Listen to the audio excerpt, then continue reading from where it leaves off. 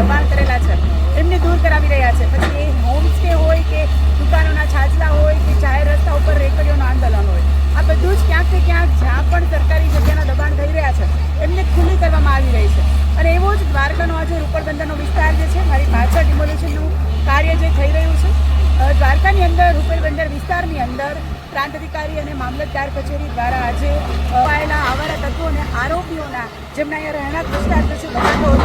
એમના મકાનોને આજે તોડી પાડવાની ડિમોલિશનની પ્રક્રિયા જે છે ચાલી રહી છે. પોલીસના ચુસ્ત બંદોબસ્ત વચ્ચે અહીં જે છે એમના રહેણાંક વિસ્તારોને